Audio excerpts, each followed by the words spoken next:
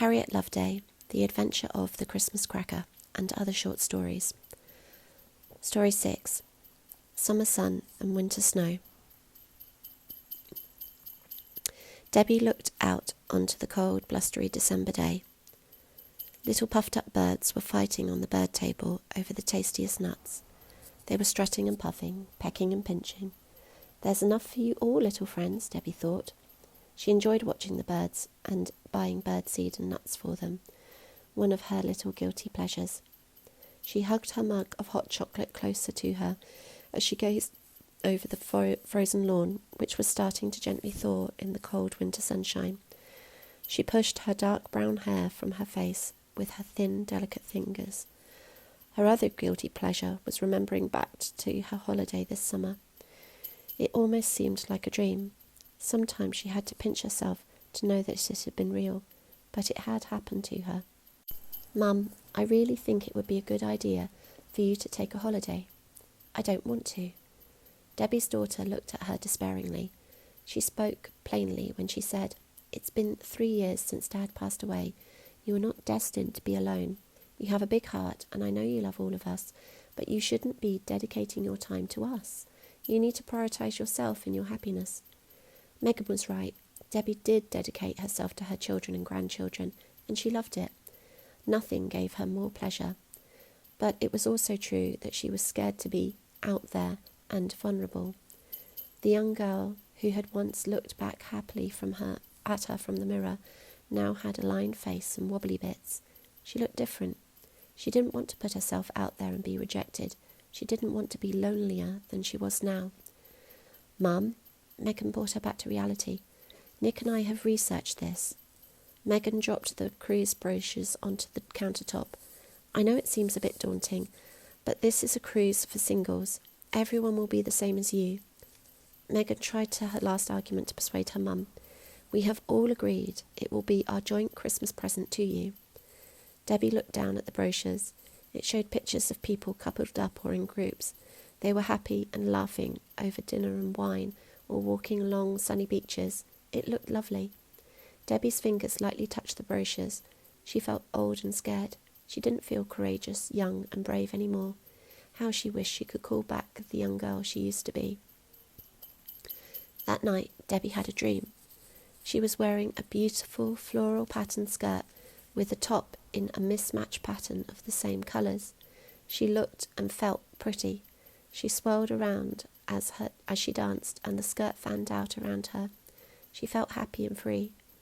Debbie woke up laughing. She felt different. She felt as if she had touched the hand of her younger self to find she was still there. Debbie turned on the bedside lamp and took a sip of water. On the bedside table sat a cruise brochure, calling to her. Perhaps she could be brave? As Megan had said, how could she ever expect things to change when she kept everything the same? Debbie decided she would go. Debbie's bravery fluttered a little as Megan, Nick and Megan's husband and the grandchildren dropped her off at the ferry port. It seemed busy, and everyone appeared to have a purpose and somewhere to go, but Debbie felt unsure and worried of the unknown. She'd never been on a cruise before. Megan could see her mum waver and kept her mum focused on the details. You have your passport and tickets? Megan asked as she rested a kind hand on Debbie's arm, and Nick got Debbie's suitcase from the boot. Yes, Debbie responded, fishing the document wallet out of her handbag and unzipping it to double-check. It's all here. Megan spontaneously hugged her. I know you are going to have a fabulous time. Emotional sentimentality was pocketed aside as everything became business. Check-in lounges, checking watches 100 times, hugs and goodbyes, and finally boarding. Everything seemed so well organised and posh on the ship. Debbie was shown to her cabin. It wasn't large, but it was fine for her. There were floor-length sliding windows, taking her out to a small balcony overlooking the sea. She unzipped her suitcase. Her daughters had insisted on doing a makeover of her wardrobe. At first Debbie had been horrified, expecting crop tops and push-up bras. Instead she had a suitcase of pretty floral dresses and pastel-coloured cardigans. She chose to wear a particularly pretty mint green and pink floral dress with a handkerchief hem. She pulled it gently from the pile to shake it out. She matched this with some dainty mint green suede sandals and a cropped mint green cashmere cardigan. She put in some small gold hoops. The girls had insisted on this new addition to her jewellery collection, and grabbing her little shoulder bag, she left the cabin to go out on deck and wave goodbye to her old self. The first night had been entertaining. Debbie sat at a table with 12 other people, all with different stories. They shared photographs and talked about children and grandchildren. The gentleman to her left had recently started to paint and certainly had a passion for it. Debbie didn't like his pictures, though. They were a little too dramatic, with red and black slashed across the canvas. He seemed such a gentle, kind man. It was surprising, really, what lies inside some people, she mused. The lady to her right was quite fashionable. She seemed so with it and knowledgeable of current fashions, trends and technology that Debbie wondered why she was on a singles cruise. As they talked, Debbie realised that beneath the lady's platinum-coloured hair was a scared little girl to whom no man would be good enough or safe enough to match her first husband. Debbie wondered if she too was a little like this. Did she not compare everyone to Derek? Was anyone ever going to be good enough? Generally, Debbie found that she gravitated towards people who loved birds, just as Derek had. She was endeared to people who were good at carpentry, just like Derek. But she looked around a table of new faces, and Debbie saw lots of new, different people, each lovely and unique in their own way. Debbie realised that there would never be another Derek, and she had the choice of staying alone or being brave and discovering what was unique about someone new. Debbie had a lot of time to think about it as she retired to her cabin that evening. She had left her artist dinner companion enthralling a group of ladies with his latest works, which, judging by the pictures on his phone, looked quite daring and a little too exposing, not quite her cup of tea. However, the evening had been fun, and she had laughed and thoroughly enjoyed herself. Debbie undid the buckles on her strappy, silver-coloured shoes. They had only a little kitten heel, but her feet were puffy and tired. She was ready for bed. As she drifted off to sleep, she let her mind wander. A thought popped into her head, and she asked, "What would your ideal man look like?" Debbie awoke excited for the day. They were due to stop at a Spanish port that afternoon, the first stop. After breakfast, she decided to take a breath of fresh air on deck before her scheduled dancing class. Debbie looked out over the dark blue mass of water swirling around the boat. She inhaled the salty air and fresh wind. She swept her dark brown hair back from her forehead and let the sun fall on her face. She felt at peace. "I see I am not the only one who enjoys the sunshine," a foreign voice said beside her. His accented voice sounded like words rolled into dark chocolate and toffee. Debbie opened her eyes to see a tanned, handsome gentleman standing not far from her. He had wavy brown hair and dark chocolate brown eyes. His sunglasses hung from his light blue linen shirt, and he smiled to greet her. She noticed his huge, soft brown paws of hands were encircled by a chunky silver watch. "My name is Eduardo," he said, and smiled at her. She smiled back to him and shook his pre-offered hand. "It's lovely to meet you. I'm Debbie," she said. And for the first time in a very long time, she didn't feel tired and wrinkled. Instead, she felt young and free. It was quite a pleasant surprise to find that Eduardo had signed up for the dancing that morning. They didn't dance together much, as the class instructor kept partners rotating. However, she found herself looking forward to when she danced with Eduardo. His hands were so soft and warm. It was like dancing in the sunshine on a warm summer's day. It turned out that Eduardo was also going on the same port excursion as her. Naturally, they fell into step together as they walked around the markets. She couldn't help but be impressed when he conversed in his native tongue. Eduardo haggled and tried to get the best prices for the gifts she selected to take home to her family. They laughed and talked. The time slipped away. It all felt so easy. And as easily as that, Debbie and Eduardo were together. They did everything together, arranging to meet before dinner, meeting at the same time for breakfast, taking a walk together after breakfast along the decks. Like naughty school children, they missed the same pre-booked activities if they weren't attending the same classes, preferring instead to spend the time together. Debbie and Eduardo also attended the same excursions at the ports, rearranging if necessary. Each excursion was like a little adventure, just for them. When they climbed the Greek mountains, Eduardo held Debbie's hand to safely guide her along the rocky paths. When her hand connected with his, it was like a warm, soothing hug in a touch. Debbie felt so at ease with him. Eduardo bought her ice cream when the sun was too hot. There was no awkwardness or wondering, will he call back? They looked happy together in their own sunny little world. Debbie had fallen so easily into Eduardo that she didn't think about time, and she didn't think about after. However, all too soon it was the last night and the last dinner. Reality started to creep up on Debbie as she selected her outfit. Debbie had kept the best dress for last. When she had first tried it on at the department store, she thought it had been too much, but when she left the dressing room, her granddaughter's face said it all. "Oh, Granny," the little girl said in amazement. Her eyes were open, unblinking, dazzled by her grandmother. "You look like a fairy princess." Seeing herself through her granddaughter's eyes was like a magical spell being cast on her. In this dress she felt like a princess, although it was very much a woman's dress. The dress was heavyweight and fell from her shoulders to the floor. It was covered in silver sequins. The back was cut low, very low, and had a cowl at the base. The top of the back was pulled together by a thin sequin band. In contrast, the front was cut modestly high. The princess line skimmed her body and made the most of her small breasts. She had been instructed by Megan to pair this with her new zircon droplet earrings and nothing else. Debbie styled her hair loose with a slight wave. Large dark brown curls fell over her shoulders and hid the sequin band over the back of her dress. Debbie looked stunning. Debbie had arranged to meet Eduardo on the third deck, in the drinks lounge for some pre-dinner drinks.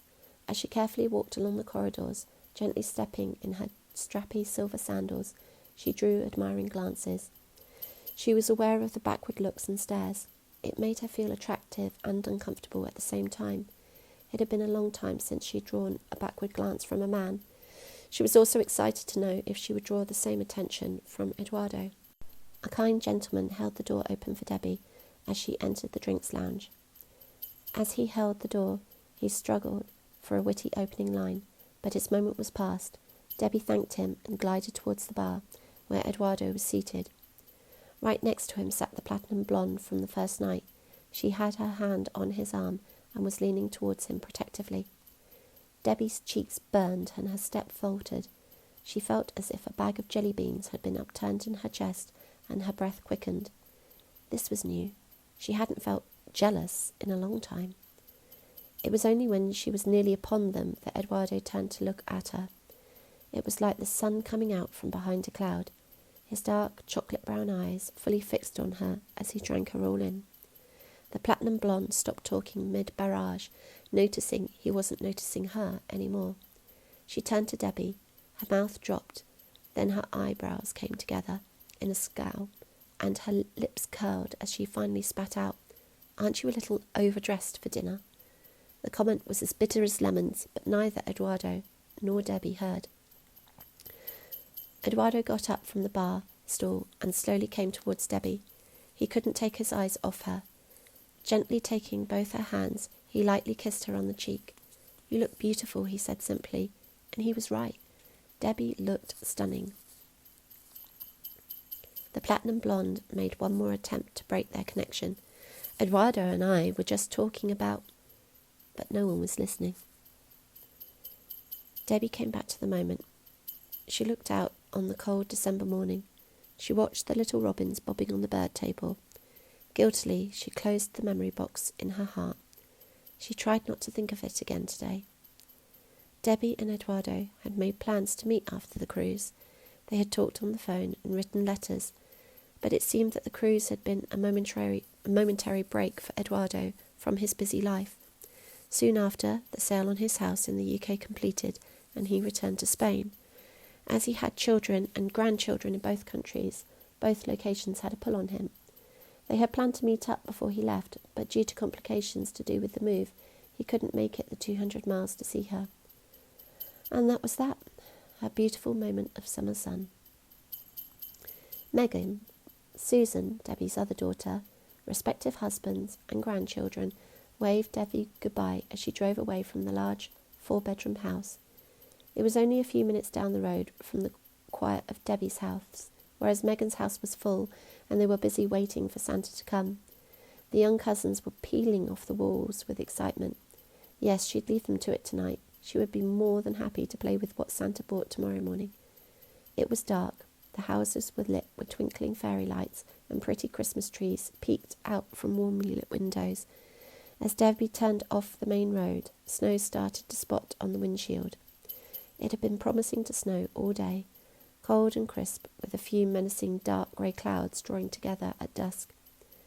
Debbie pulled into her cul-de-sac, which was full of cars from the extra Christmas house guests. She weaved her way through her driveway and pulled up outside her home. The snow was falling heavily, and it twinkled in the glare of the garage security light. She wandered up the path to her house, which was prettily lit with hanging icicle lights. The Christmas tree in her living room window called out invitingly from the front window, "Come in, come in."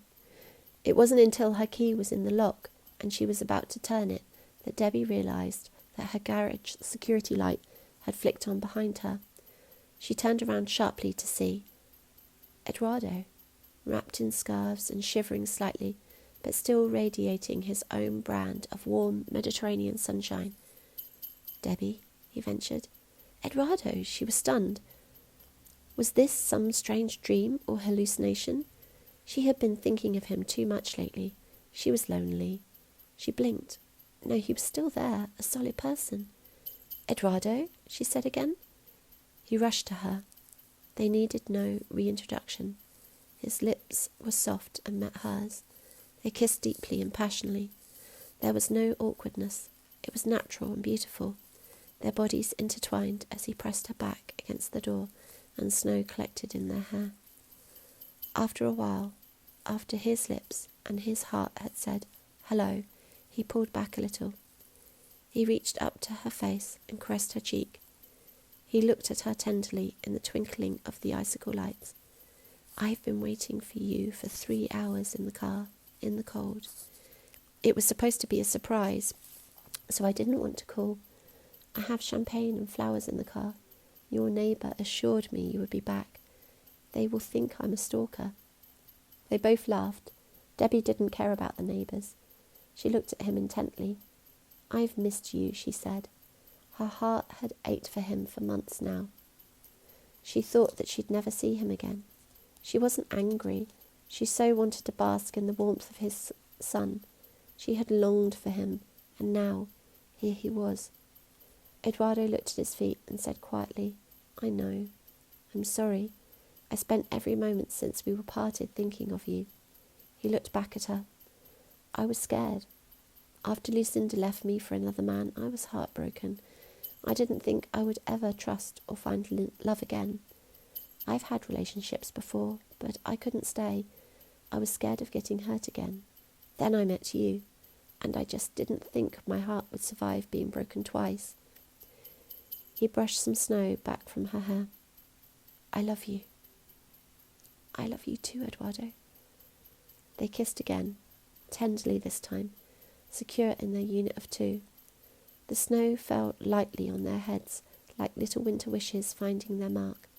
When their lips parted again, Debbie said, "Well, I guess it is too late for you to travel anywhere.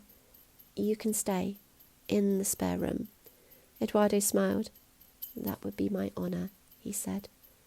"Would you like to come to Christmas lunch tomorrow and meet the family?" "If I wouldn't be in the way, I'd love to." "Oh, you won't be in the way. Besides, you might not know it, but you are my Christmas present from the family." He looked at her quizzically, and she tiptoed to kiss his forehead. Opening the door, they tumbled inside like a pair of teenagers. Outside, the winter night sighed contentedly. Snow flurries danced, and a little jingle of bells tinkled on the breeze.